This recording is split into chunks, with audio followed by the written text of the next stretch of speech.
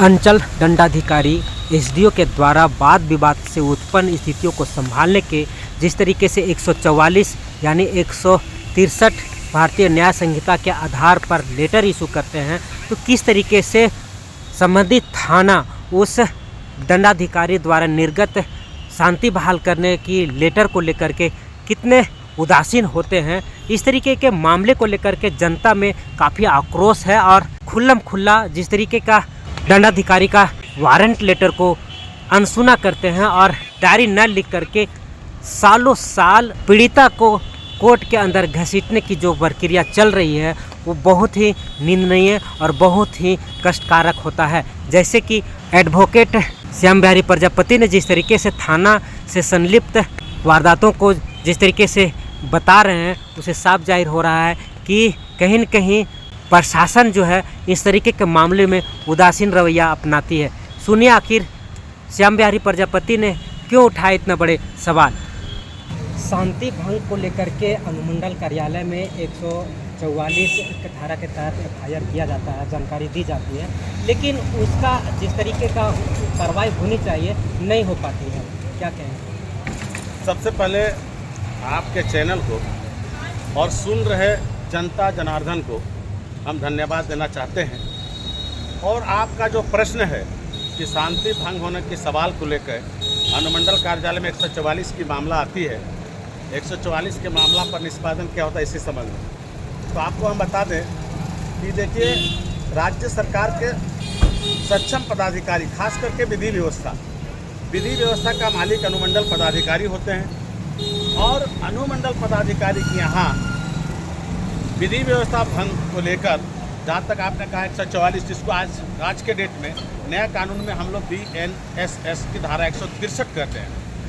163 का पिटीशन कोई भी वह पीड़ित व्यक्ति जिसका जल जमीन बाय फोर्सली यानी ज़बरदस्ती लूटने का प्रयास किया जाता है और उस जल जमीन के लूटने के प्रयास में दोनों पक्षों में यदि शांति भंग होने की संभावना हो जाती है, खून खराबा होने की संभावना हो जाती है, तो वैसे पक्षकार जो बिल्कुल इस तरह के जल जमीन के लूट से संबंधित मामले को अनुमंडल दंडाधिकारी के समक्ष आवेदन लाते हैं और उस आवेदन पर त्वरित कार्रवाई करते हुए अनुमंडल पदाधिकारी, जिसको हम लोग अनुमंडल दंडाधिकारी के रूप में जानते हैं, क्योंकि जब विधि शाखा से कार्रवाई शुरू होती है तो अनुमंडल पदाधिकारी अनुमंडल दंडाधिकारी के रूप में बदल जाते हैं। अब अनुमंडल दंडाधिकारी के द्वारा संज्ञान लेते हुए और तुरंत उस पर जो पक्षकार हैं, माने द्वितीय पक्ष हैं, उसको शोकॉज नोटिस जारी किया जाता है और संबंधित थाना प्रभारी से भी उक्त खाते प्लॉट जो प्रश्नगत भूमि है उसका जांच प्रतिवेदन मांगा जाता है। कभी कभी अंचलाधिकारी से भी जांच प्रतिवेदन मांग लिया जाता है। लेकिन आप देखेंगे कि जितने भी आवेदन अनुमंडल दंडाधिकारी के न्यायालय में दाखिल होता है, हमको लगता है कि 100 में से 70 ऐसे नोटिस होते हैं जिसको सक्षम थाना प्रभारी के द्वारा वो सेकेंड पक्षकार को तामीला नहीं किया जाता है और ना ही समय से उसका कोई जांच प्रतिवेदन बना के और अनुमंडल दंडाधिकारी के समक्ष भेजा जाता है। कभी कभी तो हम लोगों ने देखा है कि कई ऐसे मामले आज भी अनुमंडल दंडाधिकारी के समक्ष चल रहे हैं, जिसको मिसलेनियस पार्ट के रूप में हम लोग जानते हैं। वहाँ पुलिस का प्रतिवेदन नहीं आने के कारण हम लोग और सक्षम अधिवक्ता ये प्रेयर करते हैं कि हुजूर इस पर जो है रिमाइंड किया जाए। तो अगर रिमाइंड करने की बात है तो हमको लगता है 1 डेट, 2 डेट, 3 डेट, 4 डेट बीत गया और फिर रिमाइंड किया जाता है और 4 डेट के काल अवधि में भी अगर सक्षम थाना से जांच प्रतिवेदन नहीं आता है तो हमको लगता है कहीं न कहीं विधि व्यवस्था फेल दिखता है। जहां एक तरफ विधि व्यवस्था का मालिक अनुमंडल पदाधिकारी होते हैं और उनके द्वारा जो दिए गए आदेश का भी अगर थाना प्रभारी में बैठे थाना प्रभारी के अलावे कोई भी ASI या जो लोग होते हैं जिनको 163 पर जांच का प्रतिवेदन समर्पित करना है वो नहीं करते हैं, तो हमको लगता है कि वो लोग सक्षम हैं, अनुमंडल पदाधिकारी सक्षम नहीं हैं। तो मेरा मानना है कि इस तरह से लोग जो हैं, इस तरह से लोग सफ़र करते हैं। अब क्या है कि क्लाइंट तो रिलीफ चाहता है, अधिवक्ता क्या करे, जब तक थाना प्रभारी का जांच प्रतिवेदन नहीं आता है या शोकाउज नहीं आता है। भाई शोकाउज आएगा कैसे? यदि आप अपोजिट पार्टी को आप नोटिस ही तामीला नहीं करोगे तो जो पक्षकार हैं उनको पता ही नहीं चलेगा कि मेरे विरुद्ध कोई मामला दंडाधिकारी के समक्ष चल रहा है। और जब पक्षकार को पता ही नहीं चलेगा तो वो पक्षकार भी अपना शोकाज कैसे दाखिल करेगा? तो हमको लगता है कि रांची जिले में और खास करके सदर अनुमंडल में जो आज अनुमंडल दंडाधिकारी के समक्ष 163 का जो मामला चल रहा है, हमको लगता है कहीं न कहीं आज जो है तो वहाँ पे बड़ा गड़बड़ दिखता है। तो मेरा प्रेयर होगा और साथ साथ जो है सरकार के सक्षम और आला पदाधिकारियों का ध्यान आकर्षण होगा कि जिस विधि व्यवस्था को लेकर, जिस शांति भंग को लेकर तुरंत रिलीफ पाने की तैयारी में आदमी जो है अनुमंडल पदाधिकारी का पहुंचता है, वहां उनको रिलीफ मिलना चाहिए। और आपको हम बता दें, यहाँ तो ये भी देखें कि साल 2020 में 144 का जो है पिटीशन दाखिल हुआ, 144 के पिटीशन पर आदेश हो गया, लेकिन पूरे 5 साल बीत गए, आज भी 2020 का अभिलेख में कोई ऑर्डर नहीं लिखाया। तो सवाल है कि जब विधि व्यवस्था को बनाए रखने के लिए शांति भंग के सवाल पर जब त्वरित कार्रवाई करना है 144 पर, 163 पर, 126 पर और 4-4 साल तक जो है उस पर आदेश नहीं लिखा जाता है, तो हम क्या समझे? इस राज्य में विधि व्यवस्था फैली मान लीजिए।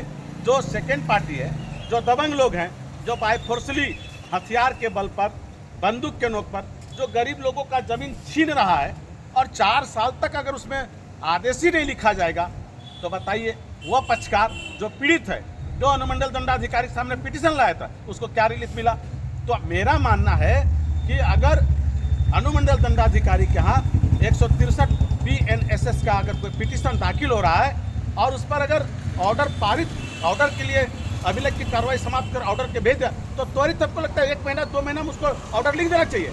लेकिन 4-4 साल तक, 5-5 साल तक आज ऑर्डर लंबित है, पब्लिक मर रहा है, वकील साहब परेशान है, क्लाइंट उनको जो गला पकड़ लेता, भाई मेरा ऑर्डर नहीं लिखवा रहे हैं। अब वकील के ऊपर भी प्रश्न चिन्ह खड़ा हो रहा है। दोस्त कौन कर रहा है? अनुमंडल के लोग कर रहे हैं। और सुन लीजिए, जितना बढ़िया भी शोकाउज और जितना बढ़िया भी दलील वकील साहब कोर्ट में दे ले, लेकिन हमने देखा है कि 2020 में जो रिकॉर्ड पर ऑर्डर आ गया उसका ऑर्डर नहीं लिखाया, 2025 में जिसका ऑर्डर आया उसका ऑर्डर लिखा गया।